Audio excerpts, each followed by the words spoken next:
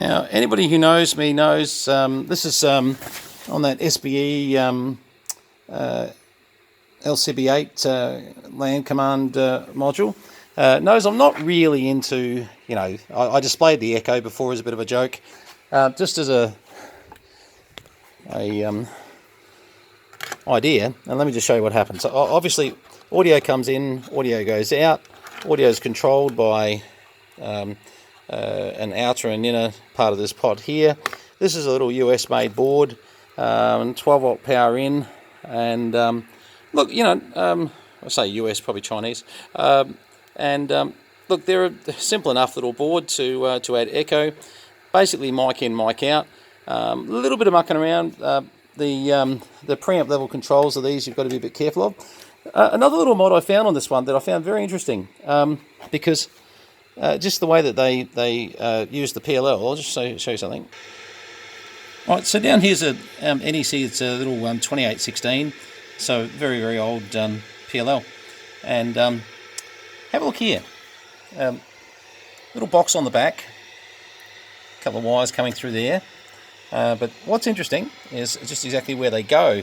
Now I'm going to be removing this because I'm not that interested in having extras. I'd prefer this just be a 40 channel set. And secondly, as you can see, I'm taking out all this wiring. There's wiring everywhere, and I've had to neaten up and sort out, which is okay because this is a very old radio. But things like this here we tied out because they're a potential problem. But I mean, there's 12 volts sitting there with a bit of sellotape that's, so we've got this thing called heat shrink, which is fantastic stuff. So we'll clean all that up, very quickly.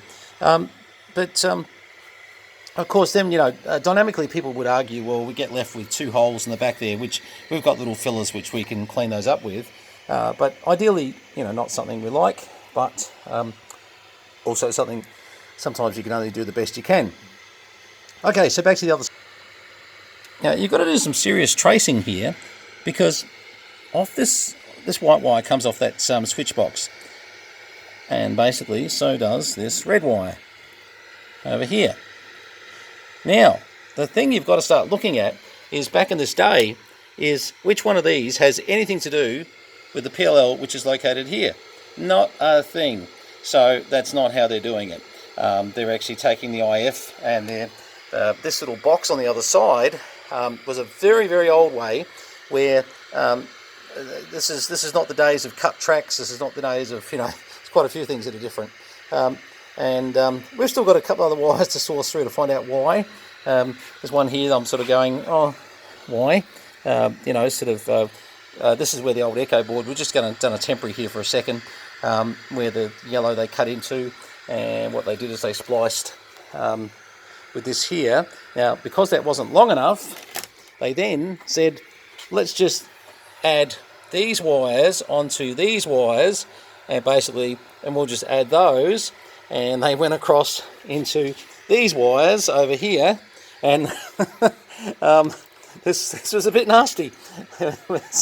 Anyway, look, my intention was to pull the echo board out of it. I love this old base station, and look, it just doesn't need echo. Someone said to me, why echo?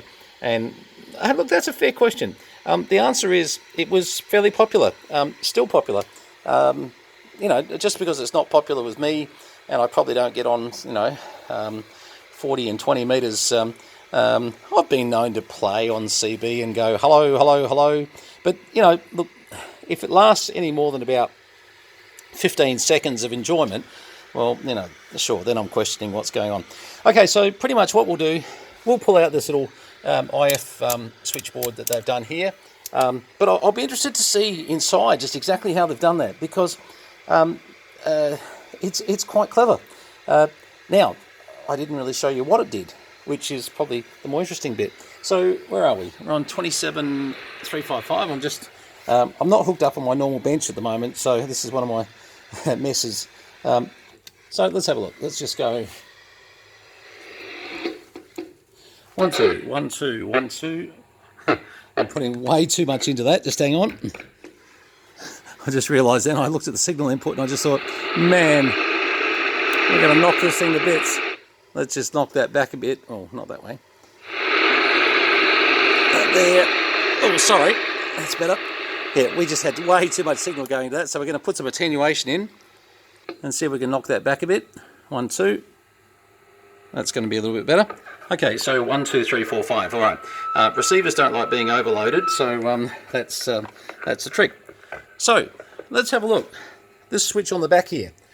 I've got my finger on it. Goes missing. So we're still in full transmit.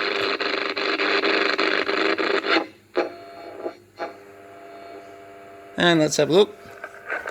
26915. Now I'd say if I change that and I go to over here, oh, let's take it to channel 1. Let's see where that puts us on transmit. Oh, look at that. 26525. 1, 2, 1, 2, 3, 4, 5. 1, 2, 3.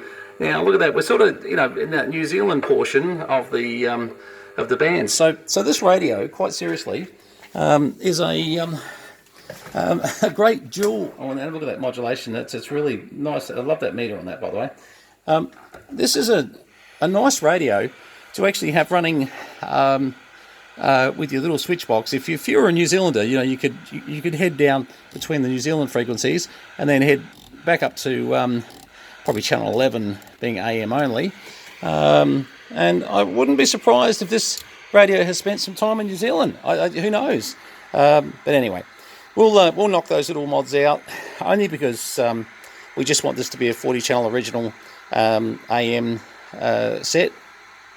And we'll just go clean up a few of these bits. But I thought you'd just like to see this late 1970s technology, maybe early 80s, and it's really quite nifty for the time, and really one of those base stations that back in the 70s or 80s you would have been proud to have on your bench there somewhere.